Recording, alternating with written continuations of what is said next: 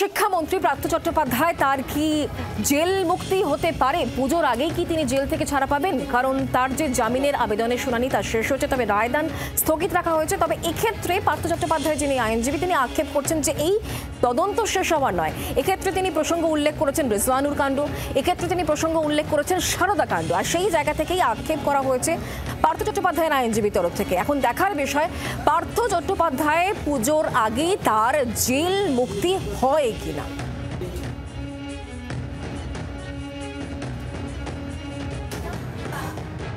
SSC নিয়োগ দুর্নীতি কাণ্ডে একাদশ দ্বাদশের পর এবার নবম দশমের মামলাতেও চার্জ গঠন করল সিবিআইয়ের আলিপুরের বিশেষ আদালত।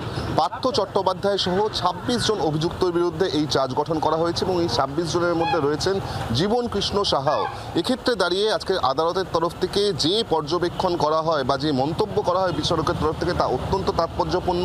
যখন পার্থ চট্টোপাধ্যায়ের আইনজীবী বলেন যে শুধুমাত্র মিনিস্টার ইনচার্জ হওয়ার জন্য পার্থ চট্টোপাধ্যায়কে এই মামলাতে ট্যাগ করা হয়েছে, তখনই বিচারক বলেন যে কেস ডায়েরি দেখে তিনি যেটা দেখতে পেয়েছেন সেখানে দেখা যাচ্ছে যে কার্যত যে সমস্ত অ্যাপয়েন্টমেন্টগুলি হয়েছে সেই অ্যাপয়েন্টমেন্টের ফাইল সিএম এর কাছে পুট আপ করার নিয়ম রয়েছে, কিন্তু এক্ষেত্রে তা করা হয়নি। সরাসরি ফাইল পাঠিয়ে দেওয়া হয়েছে এসএসসি বা দফতরে, এমনটাই কিন্তু মন্তব্য করেন আজকের বিচারক। অপরদিকে এই চার্জ গঠন যখন হচ্ছিল বা চার্জ করে শোনানো হচ্ছিল আজকে অভিযুক্তদের, তখন সমস্ত অভিযুক্তরা পার্থ চট্টোপাধ্যায় সহ তারা নিজেদেরকে নির্দোষ বলে দাবি করেছেন।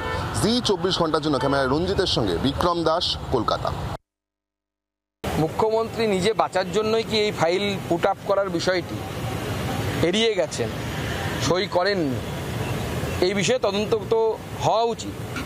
পার্থ চট্টোপাধ্যায় যদি মুখ খুলে বলে দেন যে কার নির্দেশে, আমারও বিশ্বাস পার্থবাবুর উকিল যে কথা বলছেন আমি তার সাথে একটা জায়গায় সহমত।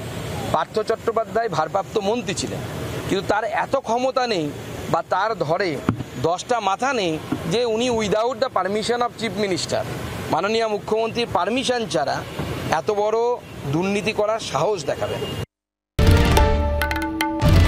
বাংলার আওয়াজ, বাঙালির আবেগ, জি 24 ঘন্টা।